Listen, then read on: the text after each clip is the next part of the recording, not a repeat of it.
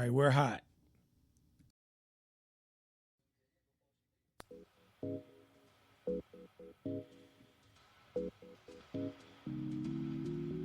Welcome to Straight No Chaser. So grab a glass and join your hosts, your girl MBZ, Pastor C, Thin Bad, and the Chief.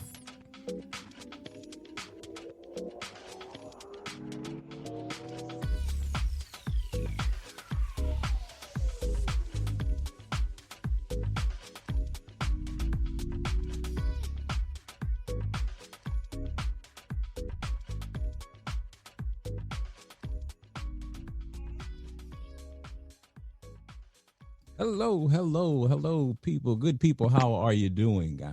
This is Thin Bad and your man, the Chief. Hey. And Ambeezy is around being Ambeezy, doing her thing as usual. But we'd like to welcome you to another edition of Straight No Chaser. And tonight, we've been talking quite frequently for the past month or so, obviously, and understandably so, about the whole COVID-19 and coronavirus and all of that.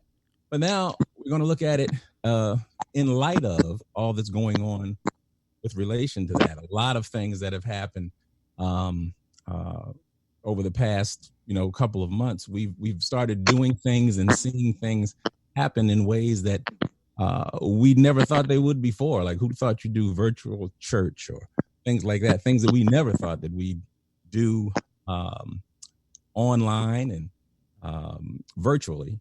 But now, so we're starting to think, well, what about fraternities and sororities and all these other service-related organizations and that have to do with connecting in the community, doing service, meeting with one another, and have intake and have to have memberships, international organizations.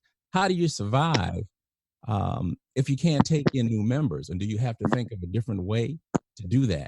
So some organizations are considering just that very thing. So that's what we're going to talk about tonight. We're going to talk about frats and fraternities and sororities online intake. Really? I mean, that's what that's the question that we're posing, that we're looking at. But really, we're not talking about all of the other craziness that you hear that people, associate with fraternities and sororities or all these types of organizations. But really, these organizations all do, great work in the communities, and they've done so for over 100 years. So how do you continue that in this period of time where if this becomes the new normal, and if this social distancing becomes the new normal, what does social distancing do to organizations that are heavily, working socially and doing their service socially? So tonight, our guest, we have Miss Belinda Marintic, Delta Sigma Theta. Yes. Joseph C. Hello. Joseph C. Phillips. You all know the name. No relation that I don't know of that I can say that, except for fraternally. We do have a fraternal relation. But Joseph C. Phillips, from the Cosby Show, many of you will know him from there. But I also know him as well, and you will too, from his book that he wrote some time ago. Look at me, that he writ. Now I'm saying that he writ as if I can't. How can I read? I can't even talk. That's right. And I've got Dr. Eugene Albright, who you remember the name. He's joined us before to help us talk about the whole COVID area from a medical standpoint. But he's here tonight also as a member of a fraternal organization. So without further ado, I just want to go ahead, Chief. What are your thoughts? What are you thinking as we move forward talking about this particular issue? Well, again, Thin Bad, I think we have a very distinguished panel with us this evening, and I'm looking forward to hearing from all these great minds that we have on our panel tonight. Because we have a real situation here in terms of all of our organizations. As you said, we have, Dr. Albright, who's he's kind of representing two organizations. Right. And of course, President Marintek, who is president of the Las Vegas alumni chapter of Delta Sigma Theta, and Brother Joseph Phillips, and each of which bring a different perspective. But to help us frame this, Dr. Albright, kind of tell us where we are with this COVID thing, because I think that'll help us shape the discussion. And as we look at how we're going to bring in new members, if that's even going to be possible in the next year or so. Okay. Well, good evening, everybody. Good evening. As far as COVID is concerned, I think this whole conversation is very timely, because I think that from looking at this from many angles, I think this is probably going to be our new normal. And I'll tell you some more things about how I think the Zoom meetings and everything is going to probably benefit us in a couple ways that we may not be thinking about right now. But in terms of COVID, I think that the whole country is really confused due to the information that's coming out of the White House. It's been very disjointed and very misleading. You have the president saying one thing, and then the medical experts are trying to say no without saying no, so they don't get fired. So they can't really speak or really guide the nation in a reasonable manner. In Georgia, for example, how do you justify they had the highest number of deaths the day that they're sending people back out into the workforce and out into the communities? So the whole concept of how we're dealing with this COVID is all twisted up, and it's going to get a lot of people killed. What medical people suspected long ago was that we knew that the COVID virus was in all of the 50 states. However, we're not testing, and they over and over again, they tell you that we've tested 1 or 2% of the population, which is nothing. You might as well not even be testing. So that we know that the number of deaths are rising. We see the situation in New York, and many people said that New York is just the first hotspot. We're going to have hotspots popping up all over the country, which we are seeing now. The meatpacking industry and those kind of things that are really going to impact the way we live. And this is just this version of the COVID virus. The thing we have to also realize, and where this telecommunications, Zoom meetings may come in, because what are we going to do when the next pandemic hits? Right. If we're smart and we learn what we're doing, we will do exactly what we finally did this time. We will social distance, wear our masks, because many people think that this is not the last time this virus is going to hit us. So what we should be doing now is learning how to survive without being in close contact with one another, so that the next wave of the virus, which many predict will be worse than this one, may not be as bad if we practice what we've learned here. So I think we haven't seen the worst of this COVID epidemic. How is the usual fall flu season going to impact it? We're not sure. But if it's bad, it's going to make this even worse. So I think that these conversations are timely, because we need to be learning and to be preparing to be conducting business on all levels without being face to face with one another. Sure. And thank you so much for that, Doc. So it sounds like we're going to have some challenges in the fall. It looks like, according to medical experts like yourself, that the virus may be around in the fall with a vengeance, along with the regular flu. So with that being said, I'm going to start with President Marintek.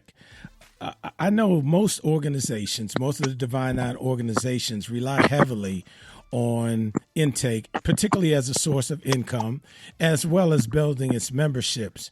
What types of challenges has that offered you locally and nationally in terms of your intake? Well, first of all, I can't speak for our national sorority. Sure. That would definitely be Source Smith's responsibility, but I can speak to the Las Vegas alumni chapter and and what we have going on here. Thankfully, our chapter was not a missed membership intake when all of this COVID-19 pandemic began. I do know that there were several chapters across the country, though, that were in the middle of membership intake. Those individuals that had been selected had already paid money, and those funds had already cleared and all of that, and so they were kind of midstream the process at that point.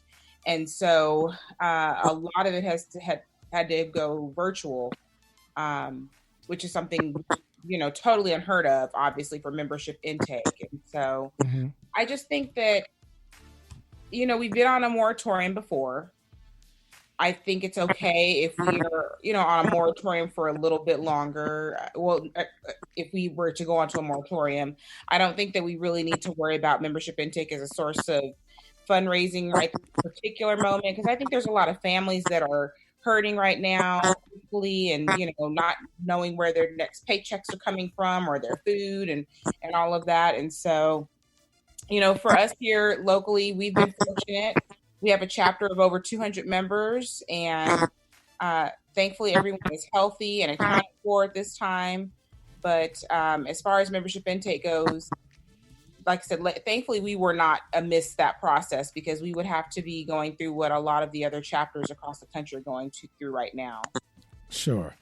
And I guess, just looking at the direction that this virus is going, and in particular in the LA area where you are, Brother Phillips, how has that impacted the chapter's ability in the Los Angeles area, to interact, socially, and potentially recruit new members to the Alpha Phi Alpha fraternity chapter in the Los Angeles area?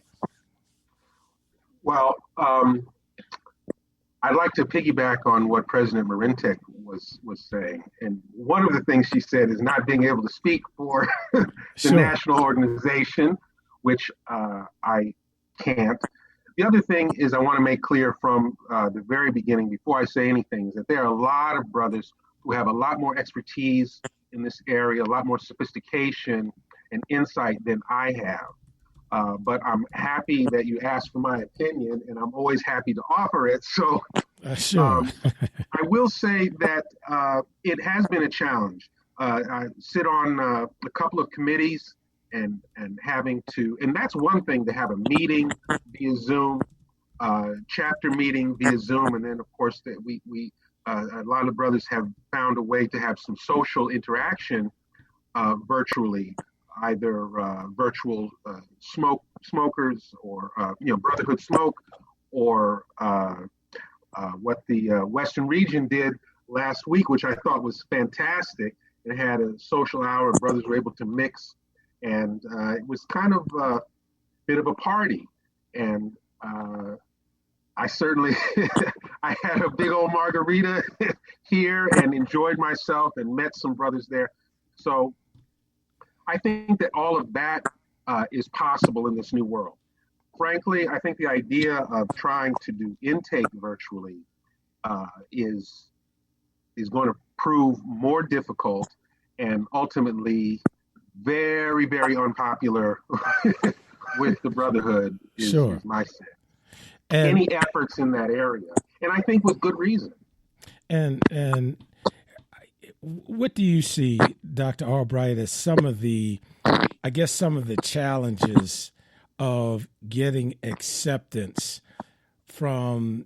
I mean, you're a part of Sigma Pi Phi and Kappa Alpha Psi, and what do you see as some of the challenges if all of the organizations sort of have to migrate for safety reasons, if you will, to a virtual situation?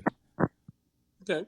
Well, unlike the president of Delta Sigma Theta, we were right in the middle of intake for Sigma Pi Phi. So what we did was we had, like she said, we had taken their money and we were planning a big induction ceremony, and everything got canceled. So the first thing we did, which I thought was very important, we communicated with the brothers right away to let them know exactly what was going on and that we did